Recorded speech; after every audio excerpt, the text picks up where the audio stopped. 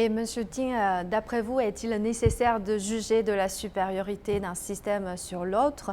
Et d'après vous, existe-t-il un système politique ou un mode de gouvernance parfait qui convient à tous les pays? Ça dépend, parce que dans un monde bipolaire, lorsqu'il y avait la rivalité entre l'Union soviétique et les États-Unis, eh bien, la rivalité des systèmes politiques fait partie de leur rivalité de pouvoir, en fait. Donc, après le démembrement de l'Union soviétique, à un moment donné, les États-Unis ont cru que finalement, c'est leur système qui a triomphé.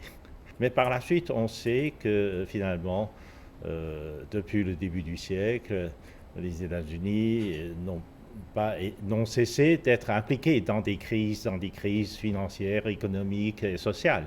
Donc tout cela mine en quelque sorte la politique américaine, si bien que même aux États-Unis, on commence à douter de plus en plus de ce qu'on appelle la supériorité systématique des États-Unis.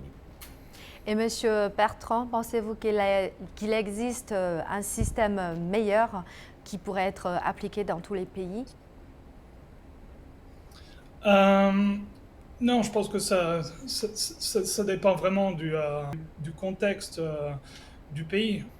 Plein d'autres pays du sud global se développaient comme la Chine. L'Inde, par exemple, une population aussi grande qu'en Chine, un peuple aussi très intelligent et travailleur.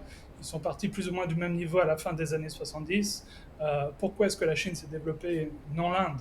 La grande différence, c'est le système politique, bien sûr.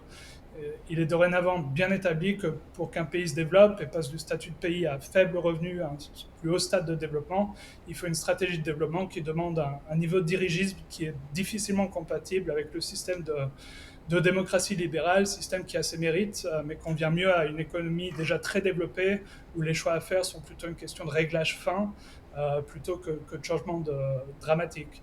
Et de fait, l'Inde, qui commence juste à se développer, voit aussi en parallèle une forte érosion de sa propre démocratie libérale, qui n'est certainement pas un hasard. Donc on voit bien avec tout ça qu'en fait, le système politique doit s'adapter à la condition d'un pays, à son contexte, à son histoire, et tout ça, quoi.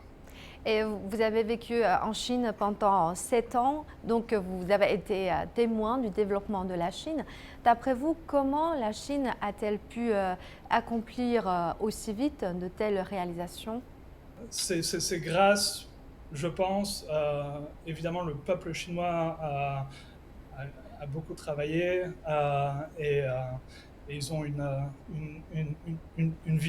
vitalité extraordinaire. Donc une grande partie du crédit doit lui être remis, mais aussi le système politique a joué un rôle énorme pour arriver à développer un pays de 1,4 milliard d'habitants comme la Chine.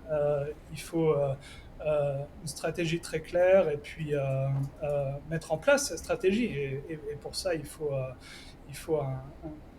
un système qui permette tout simplement de faire ça. À l'heure actuelle, la Chine promeut vigoureusement sa modernisation et s'efforce de réaliser la prospérité commune pour les 1,4 milliard de personnes et encourage la construction d'une communauté de destin pour l'humanité. Monsieur Bertrand, quel est l'impact positif de ces politiques sur le développement des droits de l'homme dans le monde? Je pense que quand on regarde les choses de façon honnête, et je sais que ça choque beaucoup de monde en Occident quand je dis ça, mais je crois profondément, aucun pays au monde n'a fait autant pour les droits de l'homme ces 40 dernières années que la Chine. À la fin, à quoi servent les droits de l'homme? C'est inscrit dans la Déclaration universelle. Ils servent à faire valoir, et encore une fois je cite, la dignité et la valeur de la personne humaine dans l'égalité des droits des hommes et des femmes, à favoriser le progrès social et à instaurer des meilleures conditions de vie dans une liberté plus grande. Or, c'est exactement ce qui s'est passé en Chine ces 40 dernières années. La Chine a donné des conditions de vie dignes à des centaines de millions de personnes, dans l'égalité des droits des hommes et des femmes, et on a assisté à un progrès social absolument sans précédent, et c'est incontestable une liberté sans commune mesure des Chinois avec la situation d'il y a 40 ans.